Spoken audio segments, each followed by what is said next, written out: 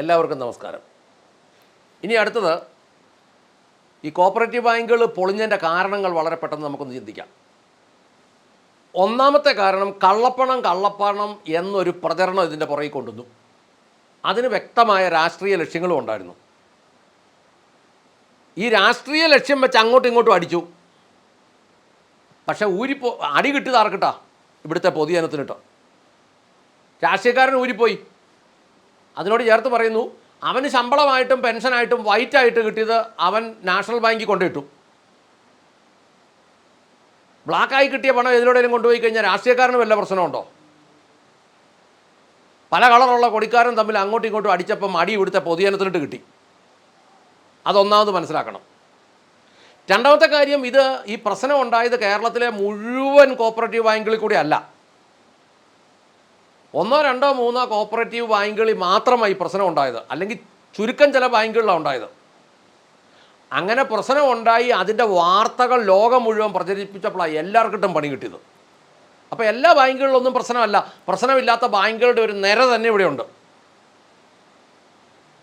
പക്ഷേ അവർക്കും പ്രശ്നമാകുന്ന രീതിയിലേക്ക് ഉപഭോക്താക്കളായ നമ്മൾ മാറുമ്പോൾ പ്രശ്നമാകും. അപ്പോൾ ഇതാണ് രണ്ടാമത്തെ കാരണം. ഇനി മൂന്നാമത്തെ കാരണം എന്ന് പറഞ്ഞാൽ കേരളത്തിലെ ഈ രാഷ്ട്രീയ കൂറുമാറ്റങ്ങൾ, പ്രത്യേകിച്ച് ഈ മധ്യ കേരളത്തിൽ, ഈ കോട്ടയം, ഇടുക്കി, പത്തനംതിട്ട പോലെയുള്ള ജില്ലകളിലെ കോപ്പറേറ്റീവ് ബാങ്കുകളുടെ തകർച്ചയ്ക്ക് ഒരു പ്രധാന കാരണം ഈ ഒടുക്കത്തെ രാഷ്ട്രീയ കാലുമാറ്റമാണ്.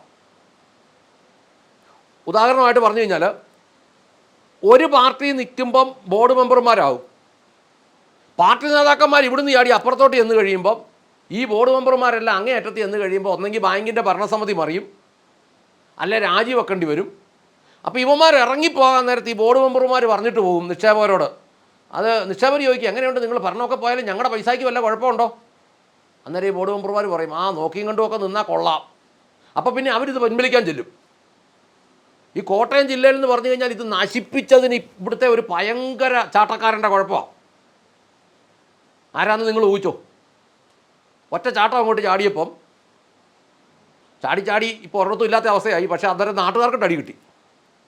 ഇനി അടുത്തത്, ഈ മൾട്ടി സൊസൈറ്റി എന്നും പറഞ്ഞൊരു ഭണ്ഡാരം കേന്ദ്ര ഗവൺമെൻറ് കൊണ്ടുവന്നു.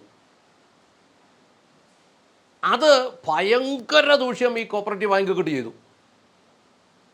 അത് വേറൊരു രീതിയിൽ കൂടി അങ്ങോട്ട് കളിച്ചപ്പോൾ കോപ്പറേറ്റീവ് ബാങ്കുകളുടെ അടിപറിച്ച് കളഞ്ഞു. ഇന്നത്തേത് നിക്ഷേപകൻ്റെ ഭാഗത്തു നിന്നുള്ളതാണ്. ഒരാവശ്യവും ഇല്ലാത്തവനും ബാങ്ക് പൊളിഞ്ഞെന്നും പറഞ്ഞ് അങ്ങോട്ട് ചെന്ന് എൻ്റെ മോടെ കല്യാണമാണ്, എനിക്കതായതാന്നും പറഞ്ഞ് ഒരാവശ്യവും ഇല്ലാത്തവനും കൂടി അങ്ങോട്ട് ചെന്നപ്പം ബാങ്കുകാരുടെ എടുത്തു കൊടുക്കാനില്ലെന്നായി. ഈ കാരണം മൂലം പൊട്ടിയ ബാങ്കുകളും ഉണ്ട്.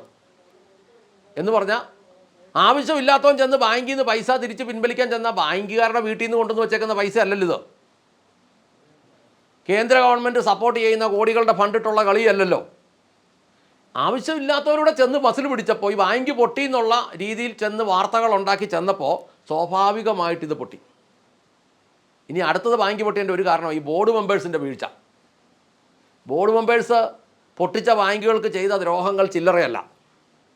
ബോർഡ് മെമ്പേഴ്സിൻ്റെ വീഴ്ചയെക്കുറിച്ച് വളരെ ശക്തമായിട്ടൊരു വീഡിയോ തന്നെ ചെയ്യാൻ ആഗ്രഹിക്കുന്നു. അതുകൊണ്ട് ആ വിഷയം പിന്നീട് പറയാം.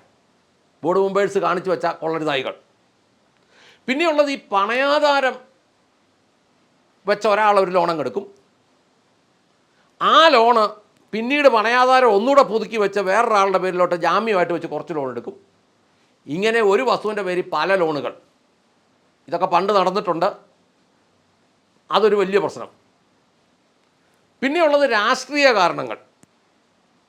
അത് ഈയിടെ പത്രം വായിച്ച ആളുകൾക്കെല്ലാം അറിയാമല്ലോ. കേന്ദ്ര സംസ്ഥാന സർക്കാരുകൾ തമ്മിലും ഭരണ പ്രതിപക്ഷ പാർട്ടികളും തമ്മിൽ അങ്ങോട്ടും ഇങ്ങോട്ടും പിടിച്ചപ്പോഴും ഇവർ തമ്മിലുള്ള പിടിപ്പിൻ്റെ കലിപ്പുമൊക്കെ അങ്ങോട്ടും ഇങ്ങോട്ടും തീർത്തപ്പോൾ അടി കിട്ടിയത് ഇവിടുത്തെ സാധുക്കൾക്കിട്ടാണ്. എന്ന് പറഞ്ഞാൽ കോപ്പറേറ്റീവ് ബാങ്കിലെ നിക്ഷേപകർക്കിട്ടാണ് കിട്ടിയത്. പിന്നെ ഒരു പ്രധാന വിഷയമായി ഭൂമിയുടെ അസാധാരണമായ വിലയിടിവ്. ഈ മലയാളിയെ സംബന്ധിച്ച്, മലയാളിയെ ആത്യന്തികമായി കൃഷിക്കാരനാണല്ലോ. അതുകൊണ്ട് ഇവൻ എല്ലാ കാലത്തും ധരിച്ചിരുന്നത് സ്വത്ത് എന്ന് പറഞ്ഞാൽ അത് ഭൂമിയാണെന്നാണ് ധരിച്ചിരുന്നത്. അതുകൊണ്ട് എന്നാ കാണിച്ചു, 100 രൂപ ഉണ്ടായിക്കഴിഞ്ഞാൽ 100 രൂപയുടെ ഭൂമി മേടിക്കാൻ അവൻ ചിന്തിച്ചു. അങ്ങനെ വന്നപ്പോൾ ഭൂമിക്ക് വില കൂടി. വില കൂടിയപ്പോൾ കൃഷിയൊക്കെ ചെയ്ത് ആ ഒരു തലത്തിലേക്ക് അവൻ മുന്നോട്ട് പോയി. പക്ഷേ ഭൂമിയുടെ വിലയിടിവ് അവൻ്റെ സാമ്പത്തിക മേഖലയെ തകർത്ത് കളഞ്ഞു. പിന്നെ ഒരു പ്രധാന കാരണം എന്ന് പറയുന്നത്, ബാങ്കിൽ നിന്ന് ലോൺ എടുത്തവൻ, ചിട്ടി പിടിച്ചവൻ, കുടിശ്ശികയുള്ളവനൊക്കെ ഏതെങ്കിലും വിധത്തിൽ ബാങ്കിൽ ഇത് തിരിച്ചടയ്ക്കാൻ ചെല്ലുമ്പോൾ അവനൊരു 10 നിക്ഷേപകരോടുകൂടെ പറയും, ദേ ഞാൻ 5 ലക്ഷം രൂപ അടയ്ക്കാൻ പോവുക നാളെ രാവിലെ 10 മണിക്ക്. അപ്പോൾ ആ സമയത്ത് നിങ്ങളും കൂടെ വന്നാൽ അന്നേരം ഇതിങ്ങ് മേടിക്കാം. അല്ലെങ്കിൽ അവൻ്റെ ബന്ധുക്കാരാരെല്ലാം അവരോട് പറയും, എൻ്റെ ലോണ് ജപ്തിയാകുന്ന അവസ്ഥ വന്നിട്ടുണ്ട്, അപ്പം ഞാൻ ഈ കുടിശ്ശിക അങ്ങോട്ട് അടയ്ക്കാൻ പോവുക, ഞാൻ അടയ്ക്കാൻ ചെല്ലുമ്പോൾ നിങ്ങൾ ഈ പൈസ മേടിച്ചോണം. അങ്ങനെ അവനൊരുത്തരോട് പറയും, അവർ 2 പേരോട് പറയും. അങ്ങനെ ബാങ്ക് സ്റ്റാഫുകൾ ഇങ്ങനെ ഒന്നും ചെയ്യാൻ മേലാതെ ഇങ്ങനെ അനങ്ങാതിരിക്കുന്ന സമയത്ത് ഇയാൾ ഈ ചിട്ടിയുടെയോ ലോണിൻ്റെയോ കുടിശ്ശിക അടയ്ക്കാൻ 4-5 ലക്ഷം രൂപയായിട്ട് ചെല്ലുമ്പോൾ ഇയാൾ പറഞ്ഞിട്ട് തന്നെ 25 ലക്ഷം രൂപ മേടിക്കാനുള്ള ആളും കൂടെ വരും. അവസാനം ബാങ്കുകാർ എന്നാ കാണിക്കും? അത് ഈ 5 ലക്ഷം പലർക്കായിട്ട് വീതിച്ചു കൊടുക്കും. അപ്പോൾ അവസാനം സംഭവിക്കുന്നത് ഇതും ബാങ്കിൻ്റെ തകർച്ചയ്ക്ക് കാരണമാകും. അപ്പോൾ ഇതെല്ലാം കൂടെ നോക്കുമ്പോൾ ഇതിങ്ങനെ ഓരോരോ കാരണങ്ങൾ നമ്മൾ നോക്കിയാൽ ഇതിലേറ്റവും ഭീകരമായ കാരണമെന്ന് പറയുന്നത് 3 കാരണങ്ങളായിട്ട് നമുക്കിതിനെ കോട്ട് ചെയ്യാം. 1, ബോർഡ് മെമ്പർമാർ ഒപ്പിച്ച് വെച്ച കോലം, അത് ഇതിനകത്തൊരു പ്രധാന കാരണമാണ്. 2ാമത്തെ പ്രധാന കാരണം രാഷ്ട്രീയക്കാരുടെ പിടിവലി. 3ാമത്തെ കാരണം അനാവശ്യമായി പണം പിൻവലിക്കാൻ നിക്ഷേപകർ ചെന്നത്. ഈ 3 കാരണങ്ങളും ബാക്കി ഒരു 10-12 ഉപകാരണങ്ങളുമാണ് ഇത് പൊളിയാനായ കാരണം. ഇതിൽ ഈ 2 കാരണങ്ങൾ നമുക്ക് പരിഹരിക്കാൻ പറ്റിയല്ല. ഒരു കാര്യം, ബോർഡ് മെമ്പർമാരുടെ കളികൾ ഇപ്പോഴത്തെ പുതിയ റൂൾ അനുസരിച്ച് പറ്റിയല്ല. രാഷ്ട്രീയക്കാരുടെ പിടിവലി അത് അവർക്ക് സ്വാധീനമുള്ളിടത്തോളം കാലം അവർ ചെയ്യും. അവർക്ക് ജനമൊന്നും ഒരു വിഷയമല്ലല്ലോ, അവർക്ക് അവരുടെ കാര്യമല്ല ഉള്ളൂ. പക്ഷേ പൊതുജനം ഈ അനാവശ്യമായി നിക്ഷേപം പിൻവലിക്കാൻ ചെല്ലാതിരിക്കാമെങ്കിൽ തന്നെ നിങ്ങളുടെ പണം കിട്ടും, അത് ഉറപ്പാണ്. ആ ബാങ്കുകൾ കുറേയെങ്കിലും നിലനിൽക്കും. ആ ഉദ്യോഗസ്ഥന്മാർക്ക് അല്ലെ അവിടുത്തെ ജോലിക്കാർക്ക് പ്രഷറില്ലാതെ ജോലി ചെയ്യാനും പറ്റും, ശാന്തമായിട്ട് നിങ്ങളുടെ പണം ഒപ്പിച്ച് തരാനും പറ്റും. അതുകൊണ്ട് ഇതൊക്കെയാണ് ഇത് പൊളിയാനുള്ള കാരണങ്ങൾ എന്ന് ഓർമ്മിപ്പിച്ചുകൊണ്ട് നിർത്തട്ടെ. നന്ദി, നമസ്കാരം.